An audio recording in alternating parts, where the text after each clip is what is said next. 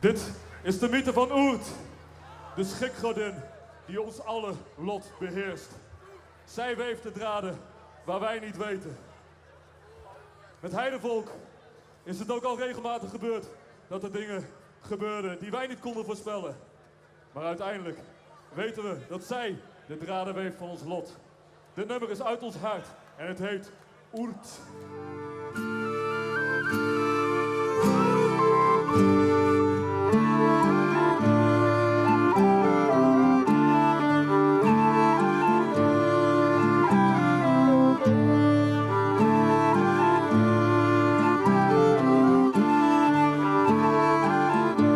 The main goal for Heidevolk is not to be one of the biggest bands there is, but to be one of the bands that is sincere about their music, sincere about their lyrics, and try to tell people how life can be different if they would just take a step back and they find a whole new world that they didn't think would exist.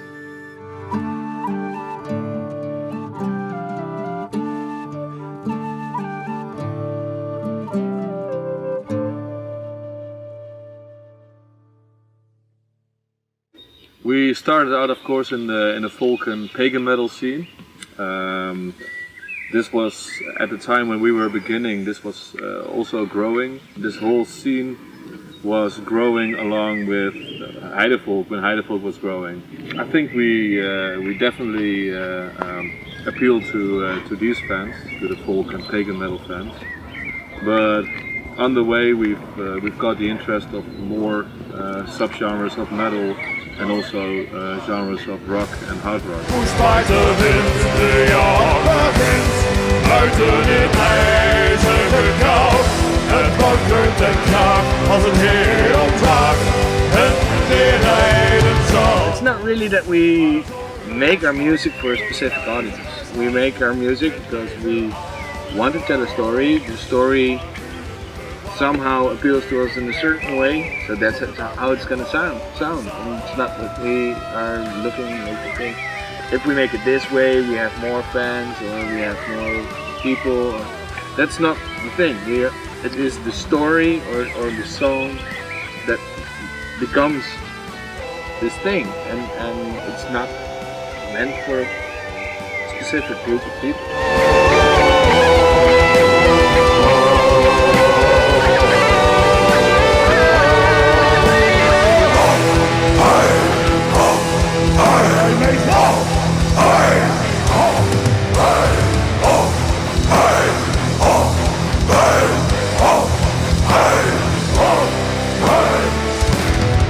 That is also the same thing with the lyrics we have, because we sing in Dutch.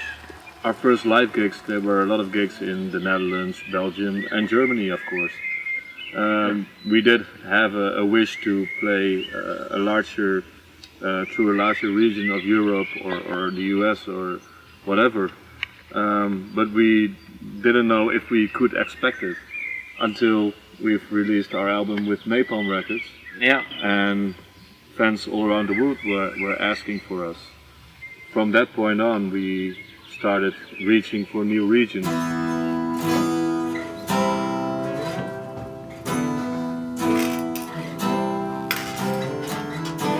Wij heffen de hoorn en zullen dan drinken op hen die vielen in vijandsland.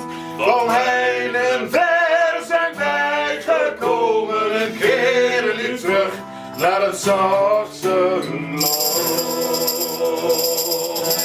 Now there are a lot of people asking themselves, folk metal, what is this combination, what is this genre, is it new or whatever?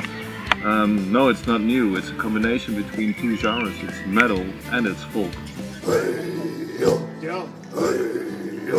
Het bier zal weer vloeien, het bier zal weer vloeien, het bier zal weer vloeien in ons Gelderland. Op winst in de strijd, op vlees en jolijt, kom laat ons nu klinken op ons Gelderland. 1000 duistere nachten doorstaan, de diepste dauwen doorproeven. Eenzaamheid in ons bestaan, door nachtelijke wouden gesloten. Het bier zal weer vloeien, het bier zal weer vloeien, het bier zal weer vloeien in ons Gelderland.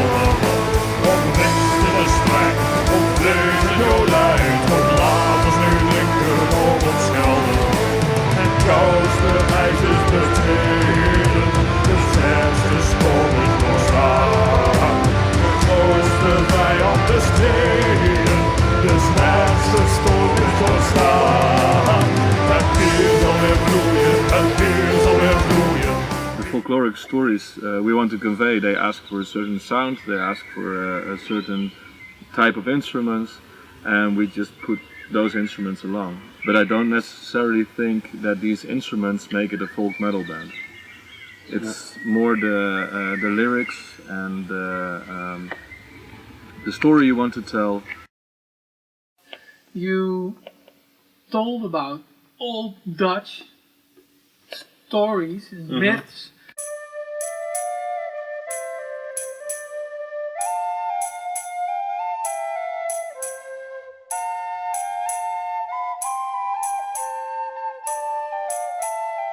Nobody else tells these stories. These are in old children's books or whatever, man. The musical version of the storyteller. Yeah. But nobody else does it. I mean, if everybody stops doing that, then these stories get lost. Yeah, we lost. Yeah. Definitely.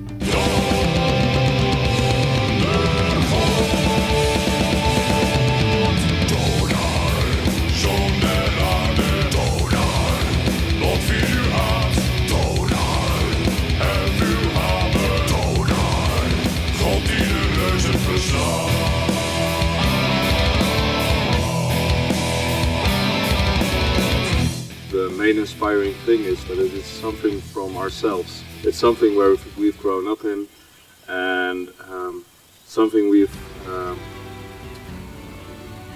been part of for all of our lives. Ik bewandel de wegen en de avond, zo tussen heide, bos en weide grond.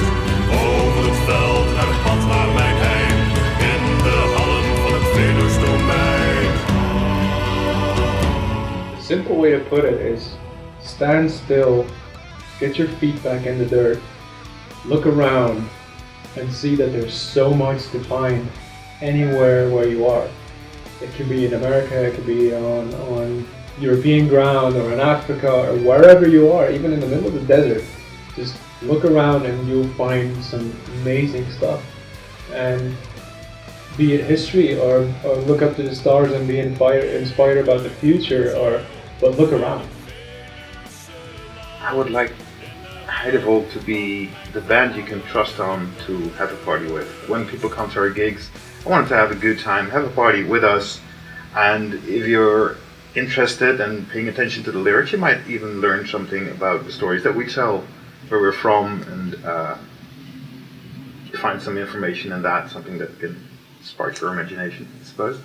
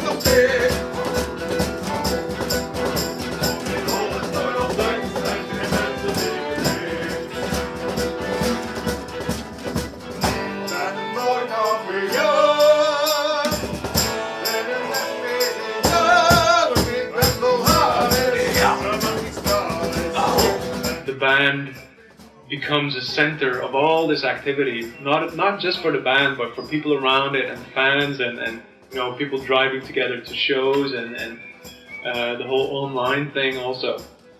So it's a lot bigger than just these musicians together.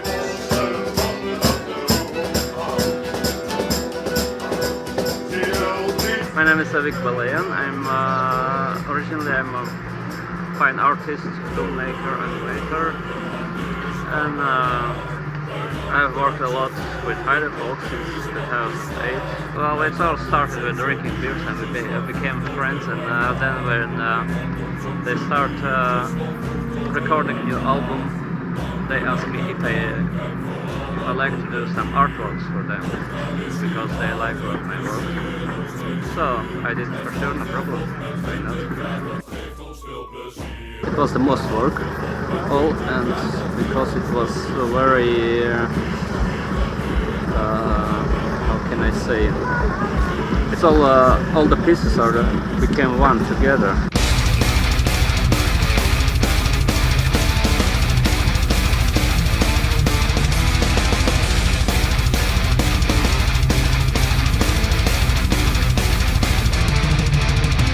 It was a lot of work, and I liked it a lot. It was more illustrating a book than an album.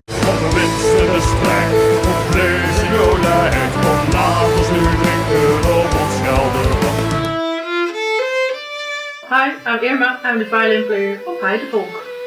I put a note on their forum like, hey, I want to replace for the time being until you find someone else. And well, here I am still today.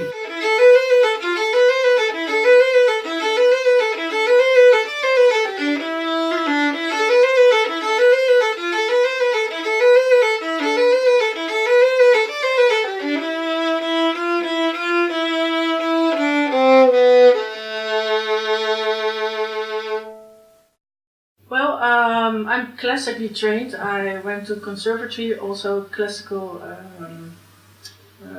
education. When I was on the conservatory, I already did some things with the pop music department. I played on final exams and musicals and stuff. And well, when I was 16, 17, I already listened to My Dying Bride and Skyclad, and those are my biggest influences. And well, I always wanted to play in a band since then, so here we are. In the beginning, well, when I started, there were already violin parts that I figured out. Sometimes they had already worked a lot of stuff out, but in other occasions, like in Danish Terrain, only the main melody was there, and the guitar parts and all the violins and cellos I filled in.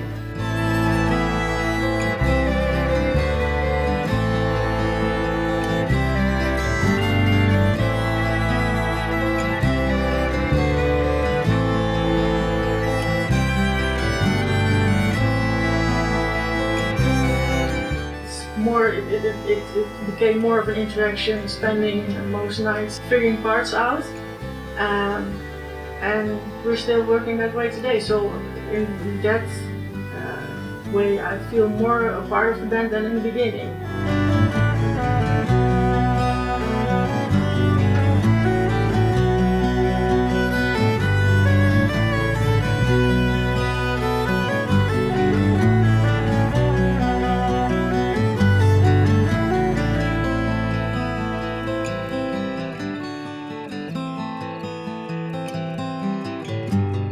I started off working for Heidevolk, I think it was 2004. I was working on a project with local metal bands, trying to get them to a higher level. We just started another band, Heidevolk, and yeah, we sing about walking on the Veluwe, and actually it's blowing up very, very fast. So yeah, I had to laugh about it, and then they had the Strijdlust is Geboren release show, which was I think that was the first show I mixed with them. It's like, oh yeah, this could be big. It was it was sold out, and yeah, kind of blew up from there. Doing sound is basically what I did for since I was 14. So that was what I always did. but they're fun to mix because there's a lot going on. And of course, the hardest part is like you have a loud band, well, especially a loud drummer. The rest of the band is controllable, but Joost is uncontrollable.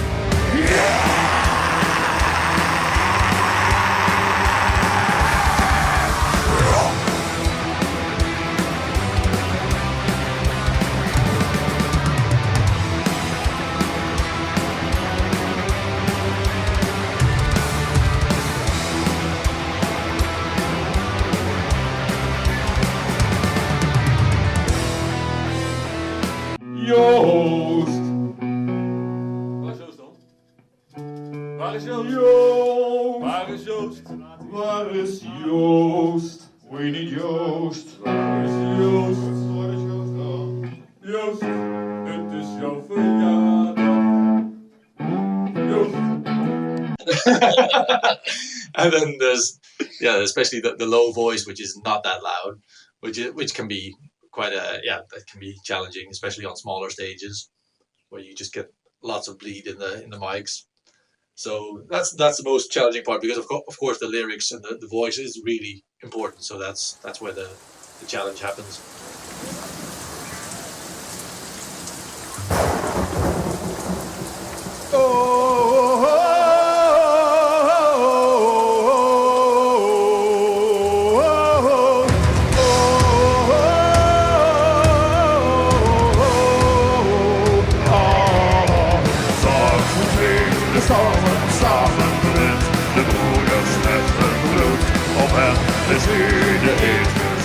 Some songs keep developing a bit, but most of them they're developed in the studio, and then that's the version that they're going to be bringing.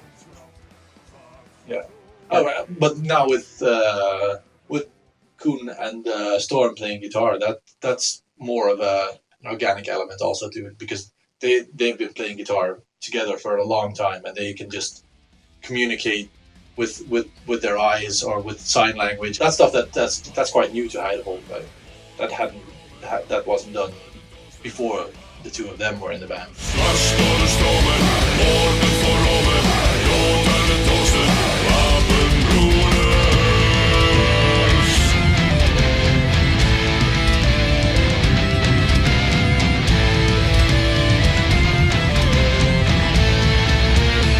Koen has always been my go-to guy. He's my best friend, and everything I do as a project, I get him on board. And when somebody gets sick or they can't make it to a show, you're gonna ask your friends to fill in, and Koen is the kind of guy that he can learn a set in like a week or in a few hours if he has to, and just jumps on stage. But with Heidevolk, that was like, they asked Koen to fill in. Would you like to play a few gigs with Heidevolk? My first reaction was, it's like folk metal. I don't do folk metal, I'm used to play death metal, black metal, more technical stuff. Or the other side is that I play like really mellow stuff, but not folk metal. It's not my game. Koen had other obligations. No, you should check Kevin and he'll do it. Of course, after that, I got the position to play and stay with the band. Last year, he came back to me and he was like, "Well, they need another guy for the session for the live guitar. What do you say?" And I was like, "Yeah, fuck yeah." It's another band we're in together on the same stage, playing the same guitars, and it's that's amazing. That's really a gift. I think Heidevolk is a pretty special band, and I think most people that listen to Heidevolk already have that feeling that there is something about Heidevolk which is different, comparing it to other bands. Not music-wise maybe, but more there is a special feeling in the band. Everybody gets something from it, but I think the reason they, and this I think is sentences in every single documentary about music, but they stay true to themselves, that whole thing, I think it's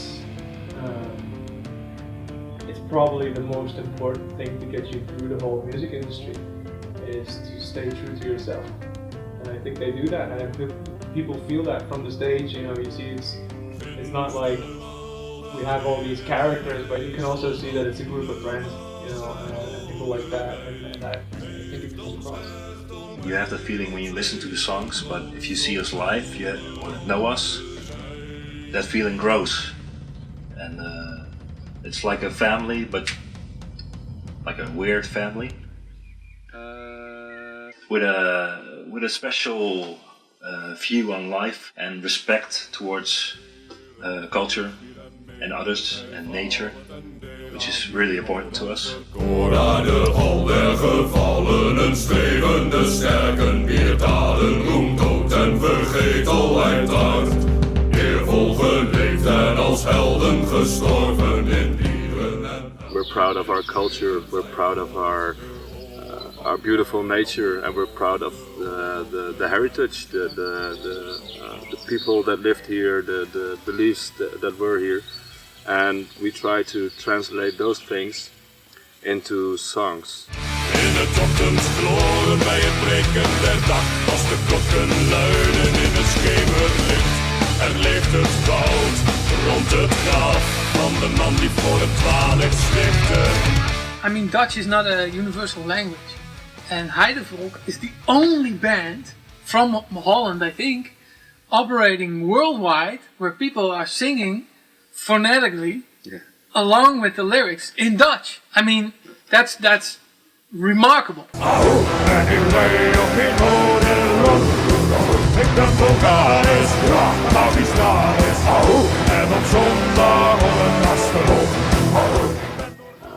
I think with Heidevolk you will hear that metal is not only about dark and evil stories or creepy mythology.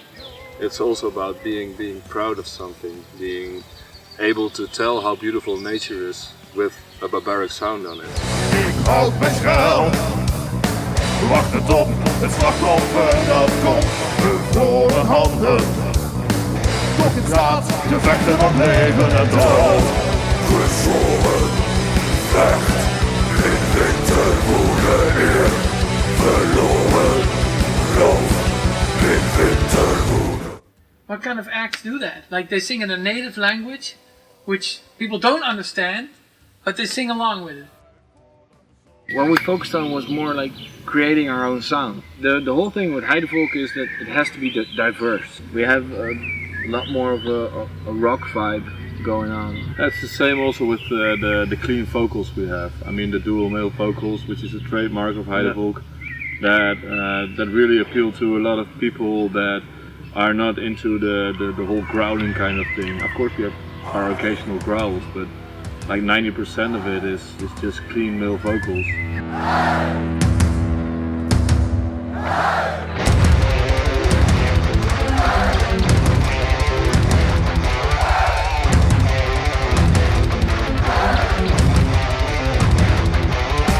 Ziet en rennen over de heide, dat het in schaamte wordt opzij, dat hij bevrijden gaat en lijden en bevloekte dag, dat hij de wereld een onheil bracht. Ervorend in verlangen voor de duizendste nacht, gestraft voor het kwaad dat ik bracht.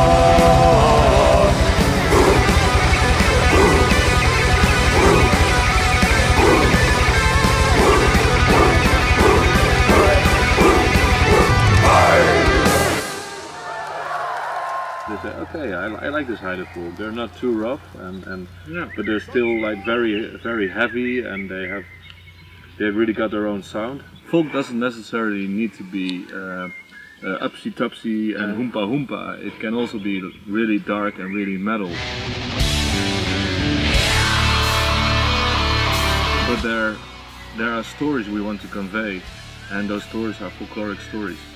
We had this thing that we wanted to do a long time ago with Heidevolk. We wanted to make an album about the Veluwe, about where we are right now, where we come a lot.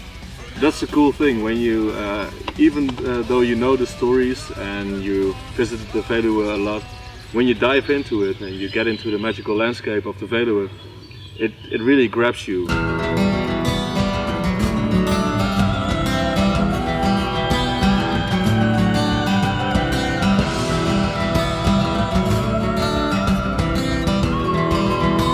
Writing songs for Heidevolk is always a bit of a challenge.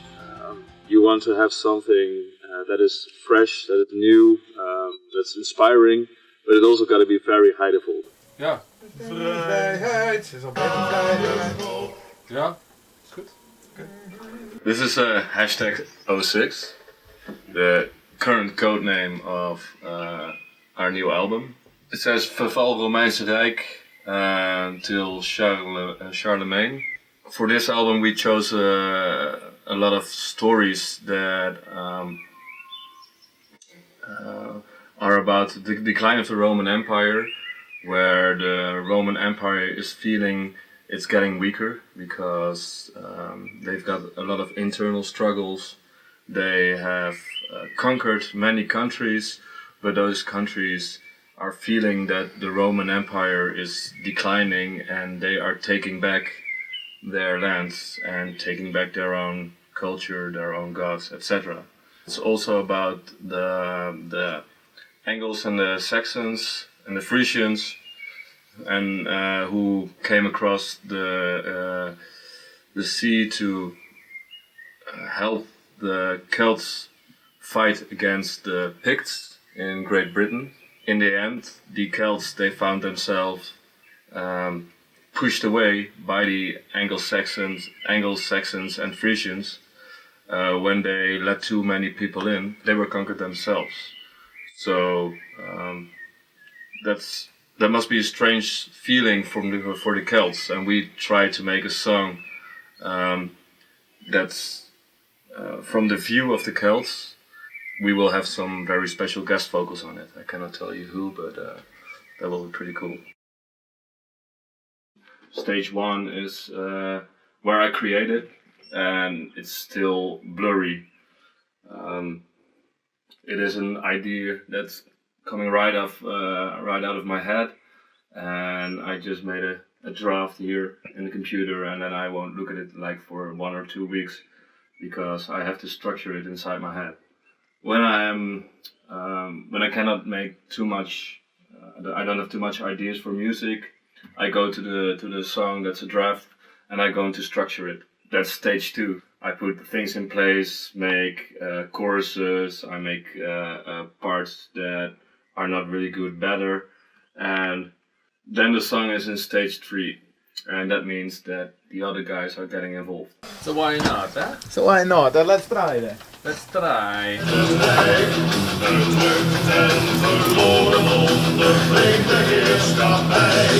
Geen keizer zal mijn land betreden, geen rijksgezant mijn grondgebied. Geen verbond zal mijn stand, mijn land betreden, geen rijksgezant mijn grondgebied.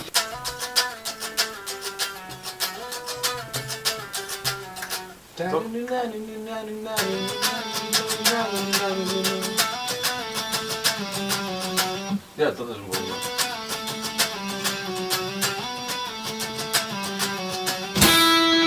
Kom maar. Daar is er nog.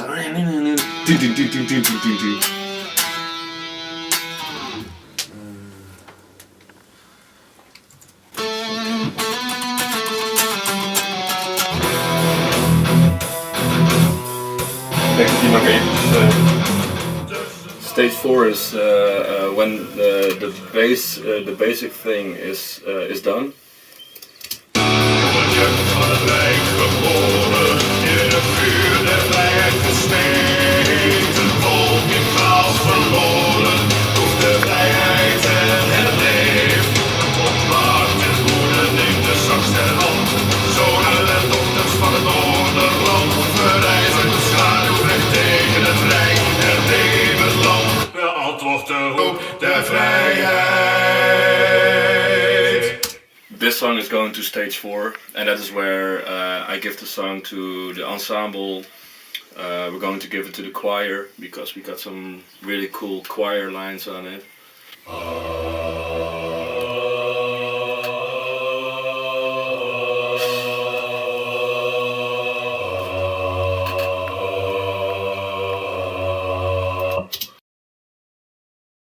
I think there are two worlds with Heidevolk. The first one is the world where we record music and where we create songs, where we tell the stories.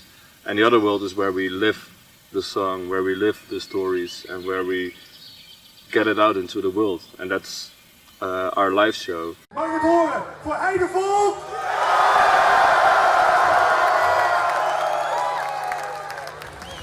Let me say this, our fans are the best fans in the world. They are, of course, there's no doubt about it.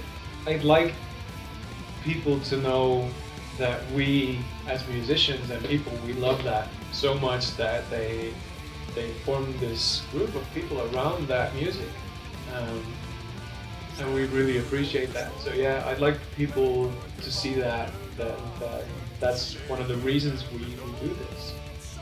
We always go into the crowds, you know. We're not the band that stays backstage. If we don't need to be there for an interview or arranging something, we're out in the crowd talking to the fans. And backstage is boring. So if we arrive somewhere and we have like 2 or 3 hours of just not doing anything, and then we have to meet up for the gig, it's like the car opens and like boom, and we all just shoot out to a whole different side of the festival terrain, or into the village with 2 people. They go into the village, 2 are going into the forest.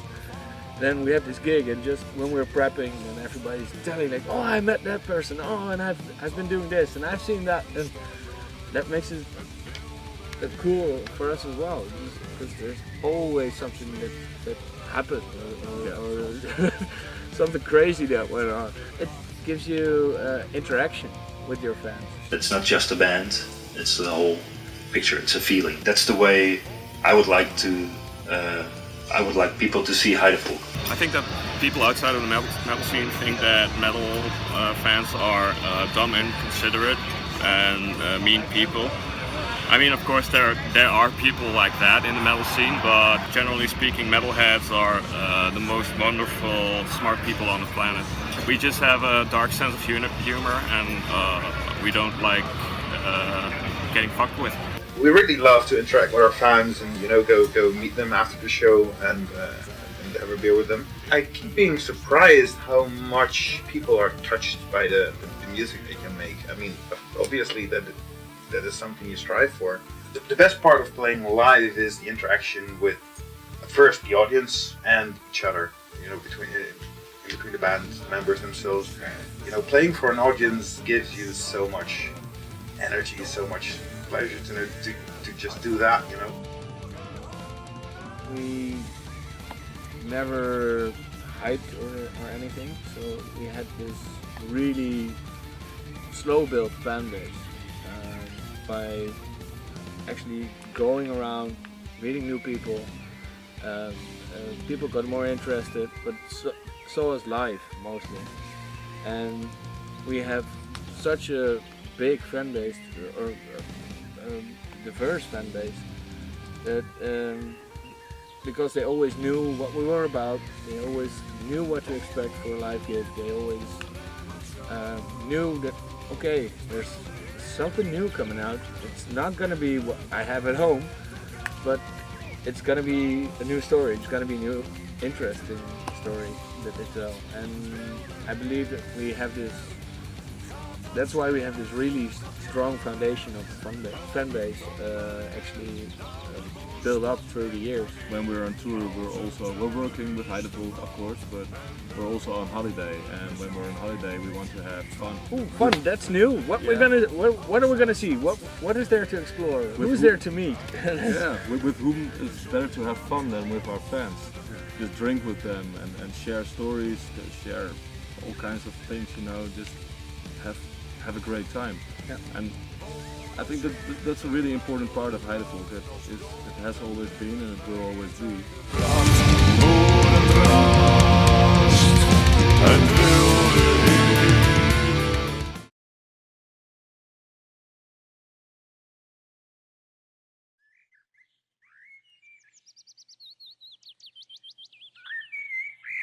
I think I'm gonna stick with the words that Rowan always uses. Like with the song Oert, it's about the lady that weaves our fates together, and somehow we're here because of that band. You and I were here because of that band. This is a song about the goddess, the Norn, and she's weaving our threads. When you're born, there's a thread, and she weaves it with other people. It's about fate and how fate can be, when you think you got it all under control, that fate can still, hit you in the back or whatever, or give you prosperity or whatever. It always becomes something else. Whatever you do will evolve into something else. You think you know Heidevolk and what they're doing, and 10 years from now, you wouldn't have seen it coming. If there's anything I'd like people to know and share, is I didn't see this coming. I'd like to tell people never lose hope.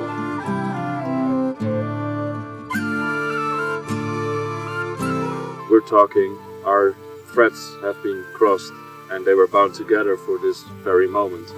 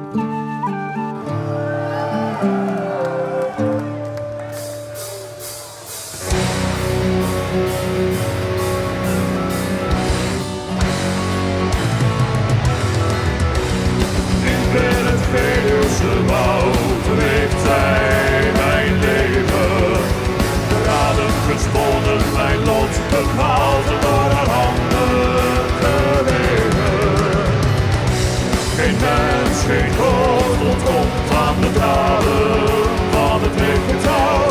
Maar beschikking met ons allen in wat is en wat komen zal.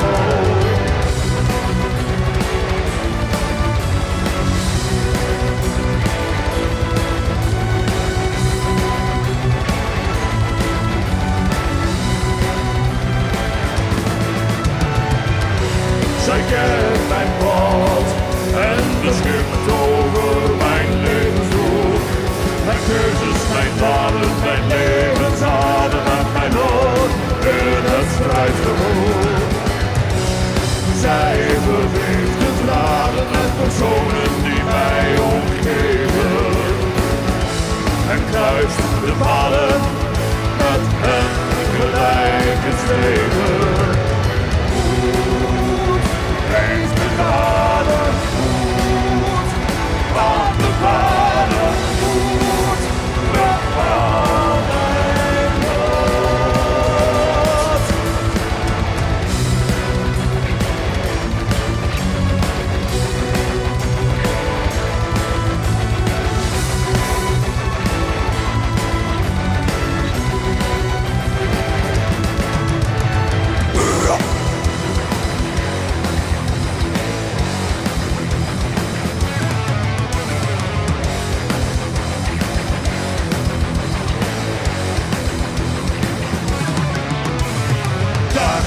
Bron, aan de wortel van de levensboom, bij haarzelf en de oorsprong van het al.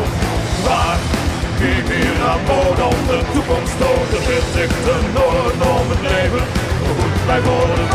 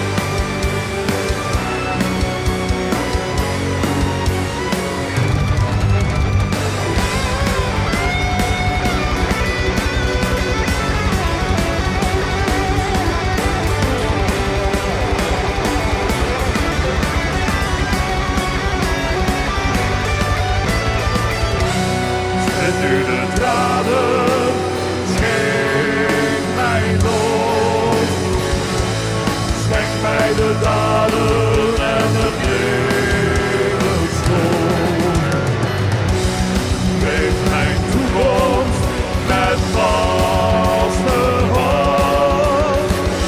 En knipt de tranen aan mij verhoogd. Goed, leef de tranen, goed, aan de paden, goed, bepaal mijn woord. Oh, goed, leef mijn leven, goed, kent mijn streven, goed, bepaal mijn woord.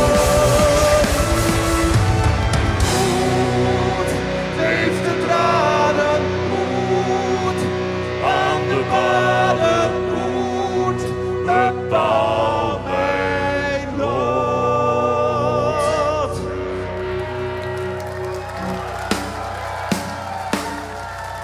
Hey, jullie zijn geweldig!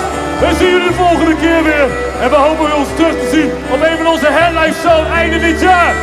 Dank jullie wel!